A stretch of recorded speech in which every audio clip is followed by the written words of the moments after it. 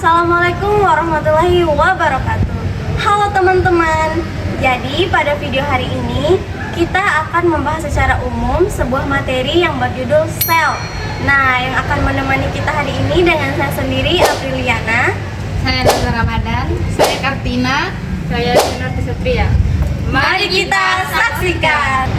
Pernah nggak kalian itu bertanya-tanya, mengapa sih tubuh itu bisa bekerja, bisa bergerak, berpikir, bahkan bisa merasakan?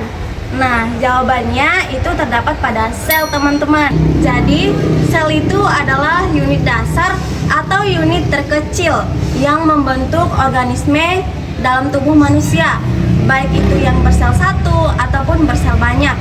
Nah, pemahaman umum tentang sel ini harusnya sangat penting bagi kita, teman-teman, karena sel itu sangat berperan penting bagi tubuh kita, seperti dalam metabolisme tubuh, pemecahan, ataupun respon dalam lingkungan sekitar. Setiap sel memiliki struktur yang kompleks dan terdiri dari berbagai komponen yang bekerja sama untuk mendukung kehidupan. Beberapa komponen utama sel adalah yang pertama membran sel, yaitu lapisan tipis yang membungkus sel, bertindak sebagai penghalang dan pengatur lalu lintas zat, baik yang masuk maupun yang keluar dari sel.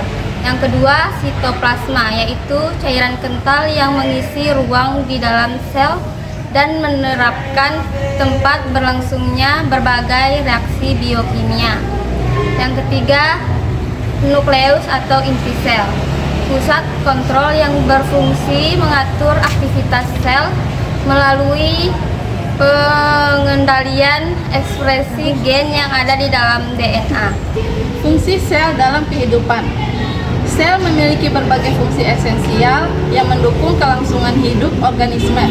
Antara lain, yang pertama, metabolisme. Sel melakukan berbagai reaksi kimia untuk menghasilkan energi dan bahan yang diperlukan untuk kehidupan. Yang kedua, reproduksi, yaitu sel membelah diri untuk memperbanyak diri melalui pembelahan mitosis dan meiosis. Yang ketiga, transportasi molekul. Membran sel yang mengatur transportasi zat masuk dan keluar sel melalui berbagai mekanisme seperti difusi, osmosis, dan transportasi aktif. Dan yang keempat, respon terhadap rangsangan. Sel merespon perubahan lingkungan baik internal maupun eksternal untuk mempertahankan hemostatis. Sel dapat dibagi menjadi dua berdasarkan struktur dan kompleksinya, yaitu sel prokariotik dan sel eukariotik. Sel prokariotik merupakan sel yang tidak memiliki inti sel dan organel bermembran. DNA terletak di area yang disebut nukleus. Umumnya ditemukan pada organisme bersel satu seperti bakteri dan archaea.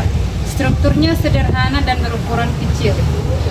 Sel eukariotik merupakan sel yang memiliki inti sel yang dikelilingi membran dan organel bermembran lainnya, seperti mitokondria dan retikulum endoplasma. Sel ini telah besar, kompleks, dan ditemukan pada organisme seperti hewan, tumbuhan, jamur, dan protista.